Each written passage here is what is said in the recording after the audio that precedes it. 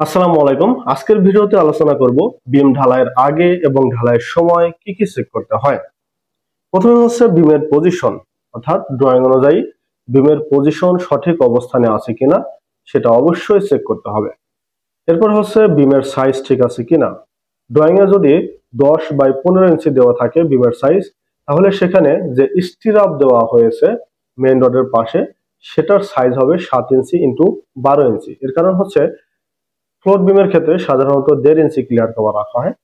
তাহলে দুই পাশ থেকে 1.5 যোগ 1.5 টোটাল 3 ইঞ্চি দিলে 10 ইঞ্চি যেদিকে সেদিকে 7 ইঞ্চি হবে, এবং যেদিকে 15 ইঞ্চি গভীরতা সেখানে উপরে 1.5 নিচে 1.5 টোটাল 3 ইঞ্চি বাদ দিলে স্টিরাপের দৈর্ঘ্যটা হবে সেদিকে 12 ইঞ্চি। তাই এই অনুযায়ী এই বিমের সাইজ ঠিক আছে কিনা এটা অবশ্যই চেক করতে হবে। এরপর হচ্ছে বিমের হুক। বিমের হুক হচ্ছে মেইন রডের দুই পাশে বেন্ড করে বাড়তি অংশ করা হয়, এটাই হচ্ছে বিমের হুক।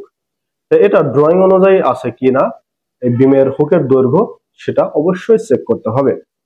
এরপর হচ্ছে বিমের রড কোথা দিয়ে যাবে, অর্থাৎ বিমের যে মেইন রড সেটা অবশ্যই কলামের রডের ভিতর দিয়ে যাবে। অনেকেই এই কলামের রডের বাইরে দিয়ে যায়, এটা অবশ্যই করা যাবে না। কলামের রডের ভিতর দিয়েই সবসময় মেইন রড দিতে হবে। এরপর হচ্ছে মেইন রডের ডায়া, গ্রেড এবং সংখ্যা। মেইন রডের ডায়া ড্রয়িং অনুযায়ী আছে কিনা সেটা চেক করতে হবে। গ্রেড হচ্ছে 500W 400W লেখা থাকে রডের গায়ে, ড্রয়িং অনুযায়ী গ্রেড ঠিক আছে কিনা চেক করতে হবে। এবং সংখ্যা, অর্থাৎ মেইন রডের যতগুলো সংখ্যা দেওয়া আছে ড্রয়িং এ ঠিক সেই সংখ্যায় আছে কিনা সেটা চেক করতে হবে। এরপর হচ্ছে এক্সট্রা টপ এবং এক্সট্রা বটমের দৈর্ঘ্য এবং ডায়া। এক্সট্রা টপ কোনটা? মেইন রডের পাশেই এক্সট্রা টপ দেওয়া হয়, তবে এটা বিমের দুই কর্নারে দেওয়া হয় এবং এটা L/4 বা L/3 অংশে গিয়ে কেটে ফেলা হয়, এটাই হচ্ছে এক্সট্রা টপ। এবং এই এক্সট্রা টপের ডায়া এবং দৈর্ঘ্য ঠিক আছে কিনা এটা চেক করতে হবে। আর এক্সট্রা বটম হচ্ছে বিমের বটম রডের পাশে বসে এবং এটা মিডল অংশে বসে, এটার ডায়া ঠিক আছে কিনা এবং এটার দৈর্ঘ্য ঠিক আছে কিনা এটা চেক করতে হবে। এরপর হচ্ছে ল্যাপিং এর অবস্থান এবং দৈর্ঘ্য। অনেক সময় রড জোড়া দিতে হয়, এই জোড়া দেওয়াকেই ল্যাপিং বলা হয়। ড্রয়িং অনুযায়ী এই ল্যাপিং এর পজিশন ঠিক আছে কিনা। ল্যাপিং এর পজিশন কোথায় হবে? টপের ক্ষেত্রে অবশ্যই মিডল অংশে ল্যাপিং দিতে হবে এবং বটমের ক্ষেত্রে অবশ্যই দুই কর্নারের দিকে ল্যাপিং দিতে হবে।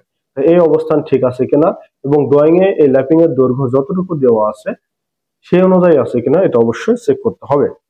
এরপর হচ্ছে স্টিরাপের ডায়া এবং স্পেসিং। স্টিরাপ কোনটা? যেটা মেইন রডকে ধরে রাখে, যে রডটা চারপাশে, এটাই হচ্ছে স্টিরাপ। তাই স্টিরাপের ডায়া ড্রয়িং অনুযায়ী আছে কিনা চেক করতে হবে এবং স্টিরাপের স্পেসিং ড্রয়িং অনুযায়ী আছে কিনা এটা ফিতা দিয়ে মাপতে হবে। এরপর হচ্ছে শাটার ক্লিয়ার কভার। এই রড প্লেসিং করার পর এখানে শাটার দেওয়ার প্রয়োজন পড়ে।